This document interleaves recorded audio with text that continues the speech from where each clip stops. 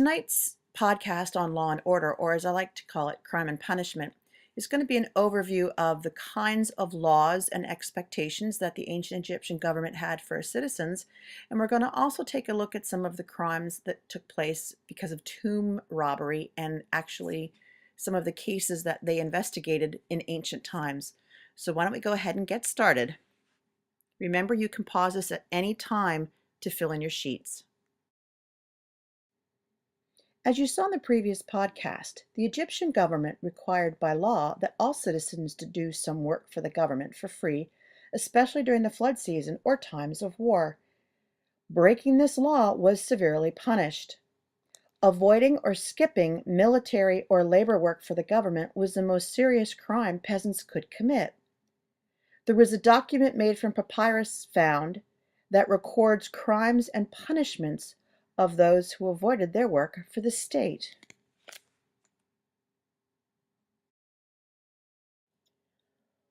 Working for the government for no pay was so important that failing to do the work was investigated through the office of the vizier.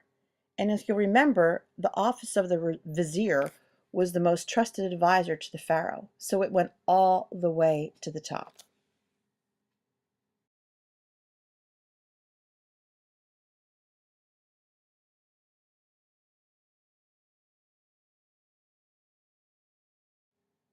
The punishment for these crimes were severe. The family of the offender was forced to fulfill the duties to the government for an unknown period of time, while the criminal performed state labor in the great prison at Thebes. Each prisoner's case was reviewed after 10 years of the sentence was served, no sooner.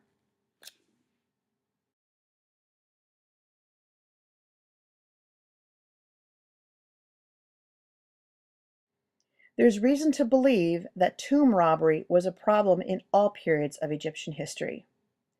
Certainly all Egyptians knew that the tombs of the nobles were filled with valuable objects. Those people that actually built the tombs, remember, they knew where all those secret hiding places were. So it wasn't a secret, really.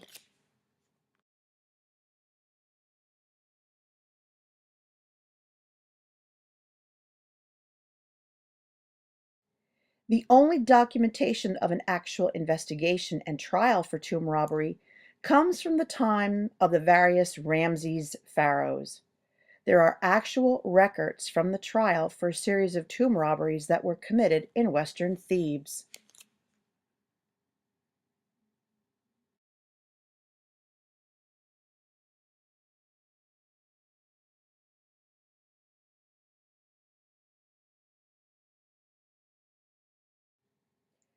As it turns out, officials from within the government helped to carry out these crimes and benefited from the sale of the stolen goods.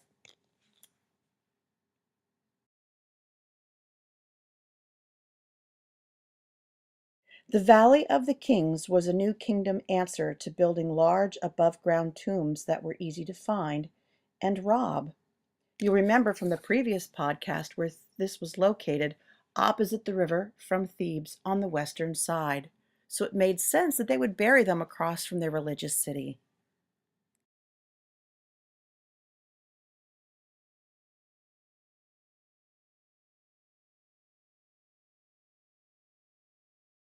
As you can see from the picture, the Valley of the Kings is a literal valley where many rooms and passageways were cut into the rock below ground, and then the entrances could be easily hidden.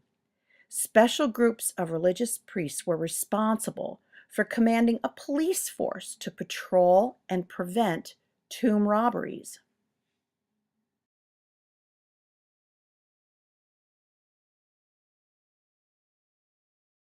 They were, of course, unsuccessful. All the tombs, even King Tut's, were robbed, and some tombs repeatedly. And here's some evidence. You can see in the upper picture, the arrow is pointing to some jewels that were hidden in some cloth rags. And in the picture below, there's damage to the actual sarcophagus of the pharaoh where they jammed in heavy sticks and axes in an attempt to get to his jewelry. This slide is not part of your note-taking, but I wanted to include it so you had a chance to see exactly how many kings and queens were actually buried in the valley. So obviously, it would take some investigating for a tomb robber to find the tomb.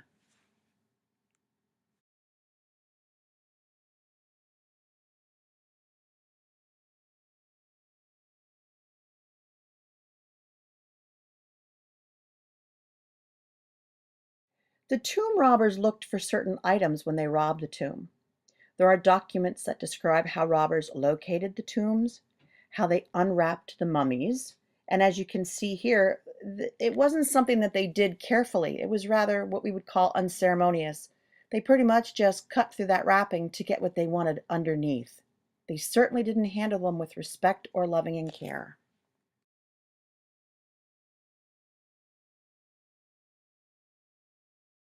Once they unwrapped the mummies, they removed holy charms made of precious metals and other valuable objects from the tomb.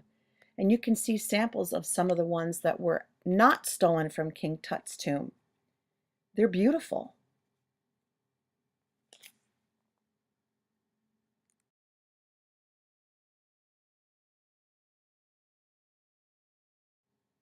Because tomb robbing was such a problem, the priests in charge of caring for the tombs relocated the mummies of the New Kingdom pharaohs to a common tomb. They remained protected there until the late 19th century, when they were removed to the Egyptian Museum in Cairo. And you can see in this slide, some of the mummies are actually out on display for you to see.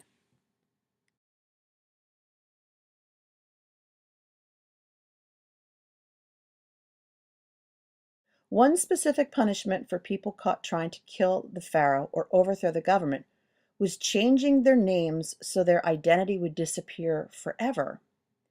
This punishment would have been serious for an Egyptian who hoped to live forever in the afterlife. If you don't have a name, there's no afterlife.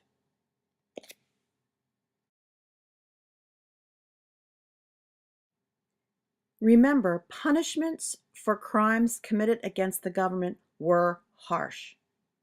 Common punishments included 100 to 200 hits with a stick, 1 to 5 open wounds, mutilation of the nose or ears, and forced labor. Could be all of it at the same time.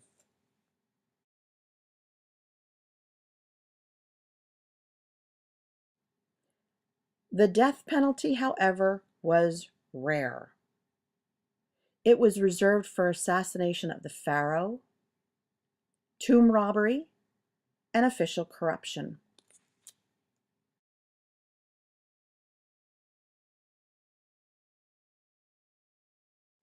Losing your government job was a common punishment for a variety of administrative crimes. This sentence was a double punishment, since it also meant you couldn't pass on the job to your son. See, government jobs were passed on as an inheritance. Forced labor also meant that the whole family of a convicted criminal was put to work for periods of either 10 or 20 years. Torture was used to gain confessions to crimes.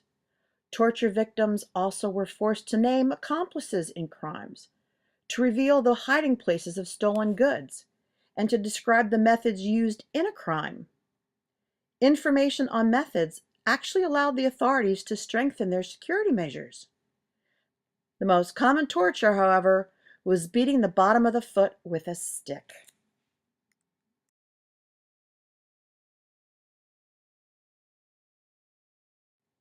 This concludes our podcast on Law and Order. I hope you enjoyed the information. Just remember, you can always go back and review this podcast slowly so you can fill in any notes you might have missed.